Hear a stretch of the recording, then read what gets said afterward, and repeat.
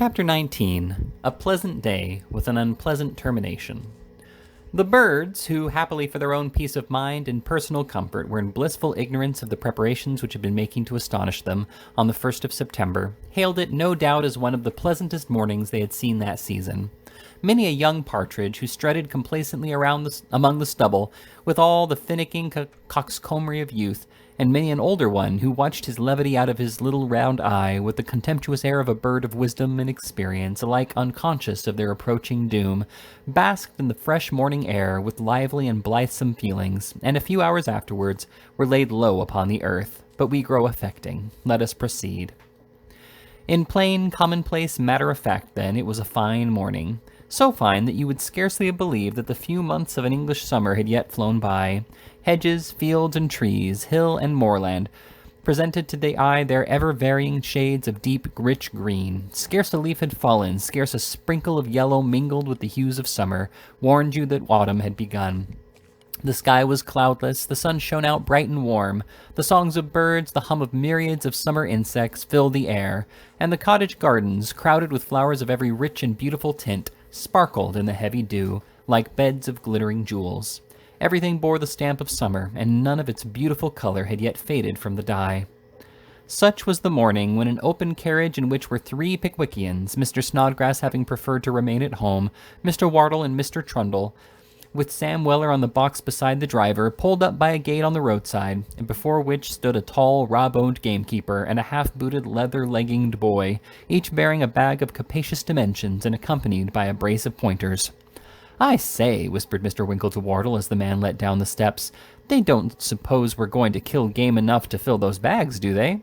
"Fill them!" exclaimed old Wardle. "Bless you, yes. You shall fill one, and I the other, and when we've done with them, the pockets of our shooting jackets will hold as much more." Mr. Winkle dismounted without saying anything in reply to this observation, but he thought within himself that if the party remained in the open air till he had filled one of the bags, they stood a considerable chance of catching colds in their heads. "Hi, Juno, lass high, old girl, down, daff, down," said Wardle, caressing the dogs. Sir Geoffrey's still in Scotland, of course, Martin." The tall gamekeeper replied in the affirmative, and looked with some surprise from Mr. Winkle, who was holding his gun as if he wished his coat pocket to save him the trouble of pulling the trigger, to Mr. Tupman, who was holding his as if he was afraid of it, as there is no earthly reason to doubt he really was. "My friends are not much in the way of this sort of thing yet, Martin," said Wardle, noticing the look. "Live and learn, you know. They'll be good shots one of these days. I beg my friend Winkle's pardon, though. He has had some practice." Mr. Winkle smiled feebly over his blue neckerchief in acknowledgment of the compliment, and got himself so mysteriously entangled with his gun in his modest confusion that if the piece had been loaded, he must inevitably have shot himself dead upon the spot. "You mustn't handle your piece in that there way, and when you come to have the charge in it, sir," said the tall gamekeeper gruffly, "or I'm danged if you won't make cold meat of some on us." Mr. Winkle, thus admonished, abruptly altered his position, and in so doing contrived to bring the barrel into pretty smart contact with Mr. Weller's head. "Hullo," said Sam, picking up his hat, which had been knocked off, and rubbing his temple. "Hullo, sir. If you comes it this way, you'll fill one of them bags and something to spare at one fire." Here the leather-legginged boy laughed very heartily, and then tried to look as if it was somebody else, whereat Mr. Winkle frowned majestically. "Where did you tell the boy to meet us with the snack, Martin?" inquired Wardle. "Side of One Tree Hill at 12 o'clock, sir." "That's not Sir Geoffrey's land, is it?" "No, sir, but it's close by it.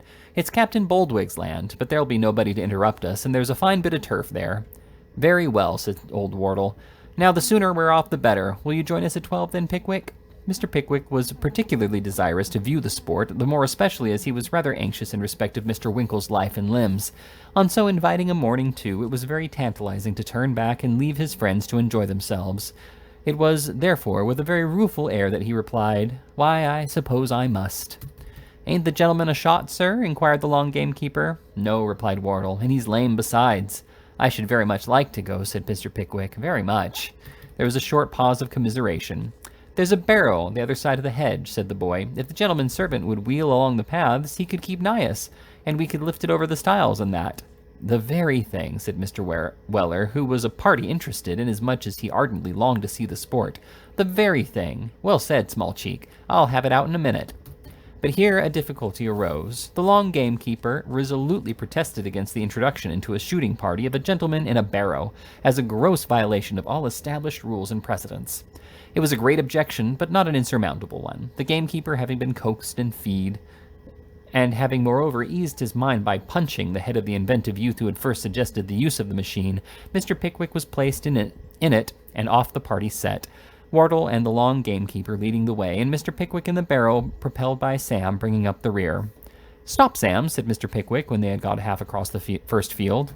"What's the matter now?" said Wardle. "I won't suffer this barrow to be moved another step," said Mr. Pickwick resolutely, "unless Winkle carries that gun of his in a different manner."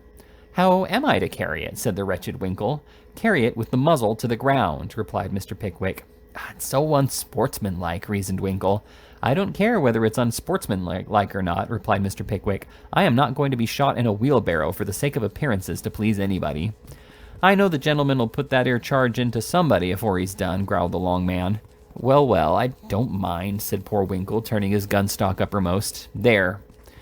Anything for a quiet life," said Mr. Weller, and on they went again. "Stop," said Mr. Pickwick after they had gone a few yards farther. "What now?" said Wardle. That gun of Tupman's is not safe. I know it isn't," said Mr. Pickwick. "Eh? What? Not safe?" said Mr. Tupman in a tone of great alarm. "Not as you are carrying it," said Mr. Pickwick. "I am very sorry to make any further objection, but I cannot consent to go on unless you carry it as Winkle does his." "I think you had better, sir," said the long gamekeeper, "or you're quite as likely to lodge the charge in yourself as in anything else." Mr. Tupman, with the most obliging haste, placed his piece in the position required, and the party moved on again, the two amateurs marching with reversed arms like a couple of privates at a royal funeral. The dogs suddenly came to a dead stop, and the party, advancing stealthily a single pace, stopped too. "What's the matter with the dogs' legs?" whispered Mr. Winkle. "How queer they're standing." "Hush, can't you?" replied Wardle softly. "Don't you see they're making a point?" "Making a point," said Mr. Winkle, staring about him as if he expected to discover some particular beauty in the landscape, which the sagacious animals were calling special attention to. "Making a point? What are they pointing at?" "Keep your eyes open," said Wardle, not heeding the question in the excitement of the moment. "Now then." There was a sharp whirring noise that made Mr. Winkle start back as if he had been shot himself. Bang, bang, went a couple of guns. The smoke swept quickly away over the field and curled into the air. "Where are they?" said Mr. Winkle in a state of the highest excitement, turning round and round in all directions. "Where are they? Tell me when to fire. Where are they? Where are they?" "Where are they?" said Wardle, taking up a brace of birds which the dogs had deposited at his feet. "Why, here they are." No, I mean the others," said the bewildered Winkle. "Far enough by this time," replied Wardle, coolly reloading his gun. "We shall very likely be up with another covey in 5 minutes," said the long gamekeeper. "If the gentleman begins to fire now, perhaps he'll just get the shot out of the barrel by the time they rise."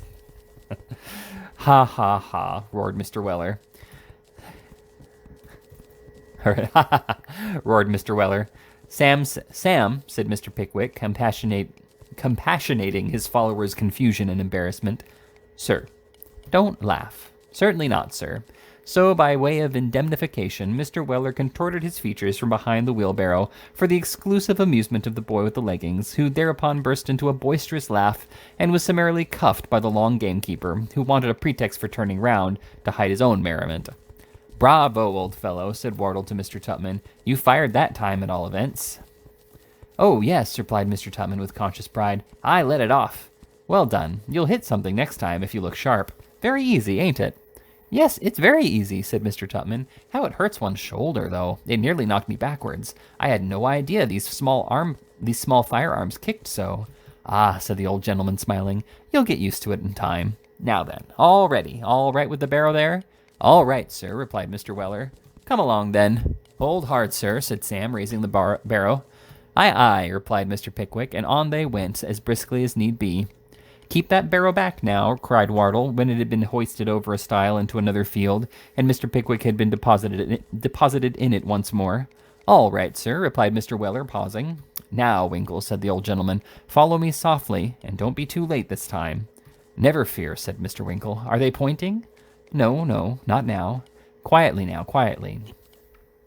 On they crept, and very quietly they would have advanced if Mr. Winkle, in the performance of some very intricate evolutions with his gun, had not accidentally fired, at the most critical moment, over the boy's head, exactly in the very spot where the tall man's brain would have been had he been there instead.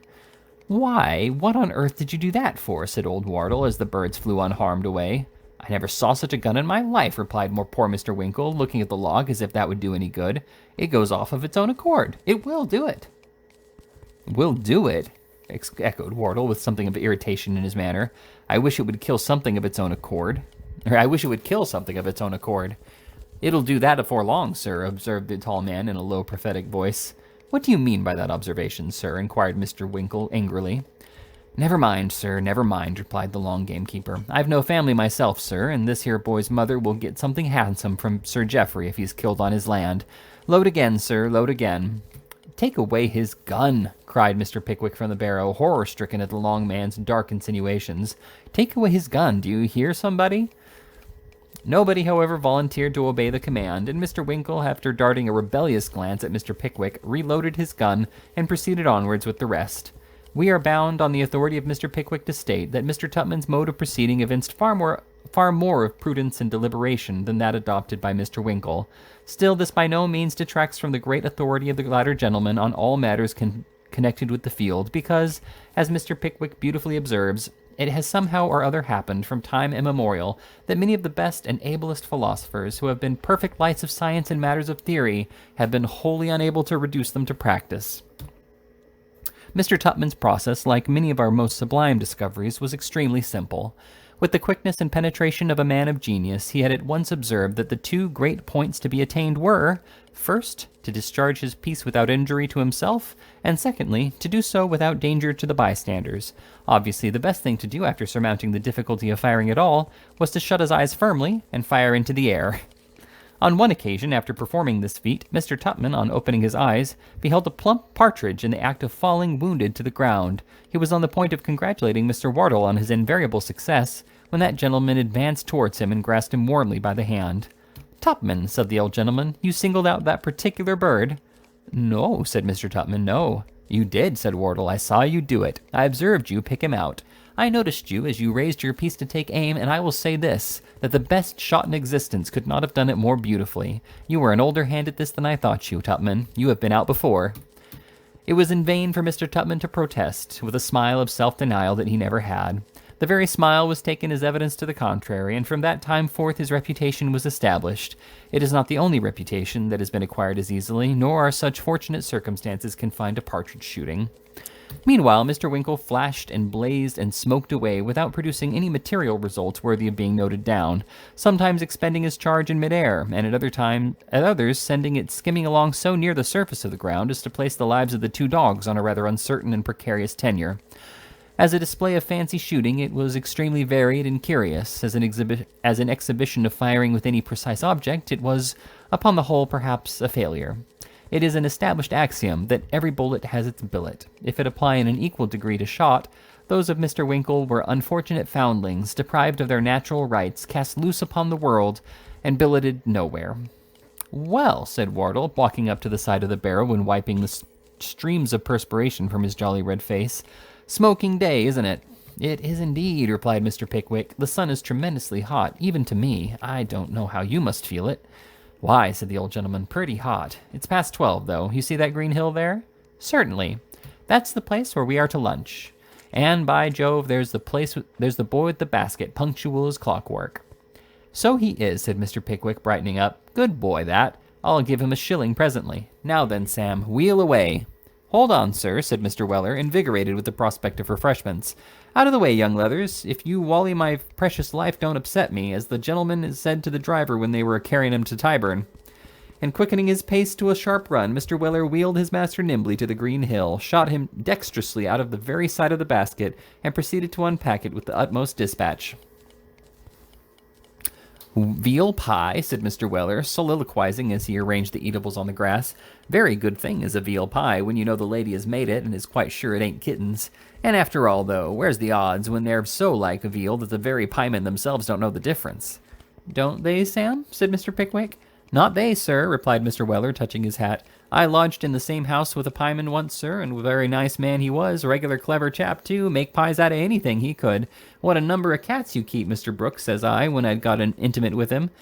"Ah," says he, "I do, a good many," says he. "You must be very fond of cats," says I. "Other people is," says he, a-winking at me.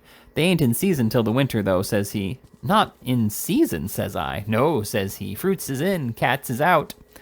"Why, what do you mean?" says I. "Mean," says he, "that I'll never be a party to the combination of the butchers to keep up the price of meat," says he. "Mr. Weller," says he, squeezing my hand very hard and whispering in my ear, "don't mention this here again, but it's the seasoning as does it. They're all made of them noble animals," says he, pointing to a very nice little tabby kitten, "and I seasons 'em for beefsteak, veal, or kidney, according to the demand. And more than that," says he, "I can make a veal a beefsteak, or a beefsteak a kidney, or any one of 'em a mutton at a minute's notice, just as the market changes and appetites vary." "He must have been a very ingenious young man, that Sam," said Mr. Pickwick with a slight shudder.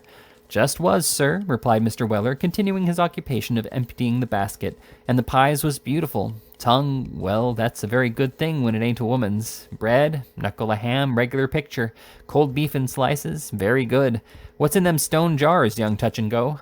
"Beer in this one," replied the boy, taking from his shoulder a couple of large stone bottles fastened together by a leathern strap. "Cold punch in the other." "And a very good notion of a lunch it is, take it all together," said Mr. Weller, surveying his arrangement of the repast with great satisfaction. "Now, gentlemen, fall on," as the English said to the French when they fixed bagonets. Bayonets? Yeah. It needed no second invitation to induce the party to yield full justice to the meal, and as little pressing did it require to induce Mr. Weller, the long gamekeeper, and the two boys to station themselves on the grass at a little distance and do good execution upon a decent proportion of the viands. An old oak afforded a pleasant shelter to the group, and a rich prospect of arable and meadow land, intersected with luxuriant hedges and richly ornamented with wood, lay spread out before them. "This is delightful, thoroughly delightful," said Mr. Pickwick, the skin of whose expressive countenance was rapidly peeling off with exposure to the sun. So it is, old fellow," replied Wardle. "Come, a glass of punch." "With great pleasure," said Mr. Pickwick, the satisfaction of whose countenance after drinking it bore testimony to the sincerity of the reply. "Good," said Mr. Pickwick, smacking his lips. "Very good. I'll take another." "Cool, very cool. Come, gentlemen," continued Mr. Pickwick, still retaining his hold upon the jar. "A toast. Our friends at Dingley Dell." The toast was drunk with loud acclamations. "I'll tell you what I shall do to get up my shooting again," said Mr. Winkle, who was eating bread and ham with a pocket-knife. "I'll put a stuffed partridge on the top of a post and practice at it, beginning at a short distance and lengthening it by degrees. I understand it's a capital practice." "I know a gentleman, sir," said Mr. Weller, as did that, and begun at 2 yards, but he never tried it on again, for he blowed the bird right clean away at the first fire, and nobody ever seed a feather on him afterwards. "Sam," said Mr. Pickwick. "Sir," replied Mr. Weller, "have the goodness to reserve your anecdotes till they are called for." "Certainly, sir." Here Mr. Weller winked the eye which was not concealed by the beer can he was raising to his lips, with such exquisite facetiousness that the two boys went into spontaneous convulsions, and even the long man condescended to smile. "Well, that certainly is most capital cold punch," said Mr. Pickwick, looking earnestly at the stone bottle. "And the day is extremely warm, and, Tupman, my dear friend, a glass of punch?" "With the greatest delight," replied Mr. Tupman, and having drank that glass, Mr. Pickwick took another, just to see whether there was any orange peel in the punch, because orange peel always disagreed with him, and finding that there was not, Mr. Pickwick took another glass to the health of their absent friend, and then felt himself imperatively called upon to propose another in honor of the punch compounder unknown. This constant succession of glasses produced considerable effect upon Mr. Pickwick. His countenance beamed with the most sunny smiles, laughter played around his lips, and good-humored merriment twinkled in his eye, yielding by degrees to the influence of the exciting liquid, rendered more so by the heat. Mr. Pickwick expressed a strong desire to recollect a song which he had heard in his infancy, and the attempt proving abortive, sought to stimulate his memory with more glasses of punch, which appeared to have quite a contrary effect, for from forgetting the words of the song he began to forget how to articulate any words at all, and finally, after rising to his legs to address the company in an eloquent speech, he fell into the barrow and fast asleep simultaneously.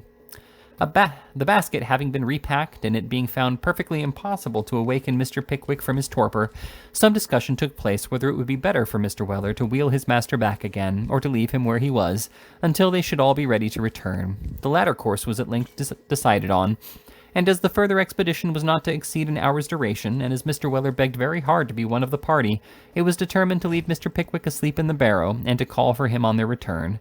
So away they went, leaving Mr. Pickwick snoring most comfortably on the shade. That Mr. Pickwick would have continued to snore in the shade until his friends came back, or in default thereof until the shades of evening had fallen on the landscape, there appears no reasonable cause to doubt, always supposing that he had been suffered to remain there in peace. But he was not suffered to remain there in peace, and this was what prevented him. Captain Boldwig was a fierce man in a stiff black neckerchief and blue surtout, who, when he did condescend to walk about his property, did it in company with a thick rattan stick with the brass ferrule, a brass ferrule, and a gardener and sub-gardener with meek faces, to whom, the gardeners, not the stick, Captain Boldwig gave his orders with all due grandeur and ferocity, for Captain Boldwig's wife's sister had married a marquis, and the captain's house was a villa, and his land grounds, and it was all very high and mighty and great. Mr. Pickwick had not been asleep half an hour when little Captain Boldwig, followed by the two gardeners, came striding along as fast as his size and importance would let him, and when he came near the oak tree, Captain Boldwig paused and drew a long breath, and looked at the prospect as if he thought the prospect ought to be highly gratified at having him to take notice of it. And then he struck the ground emphatically with his stick and summoned the head gardener.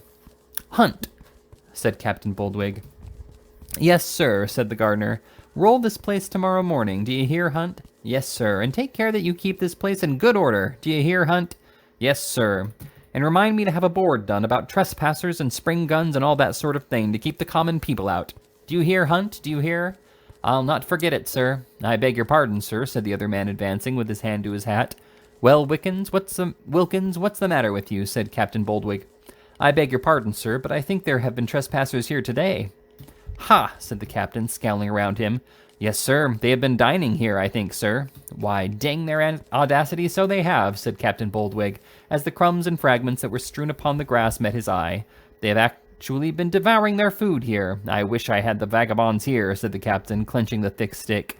"I wish I had the vagabonds here," said the captain wrathfully. I'm sorry.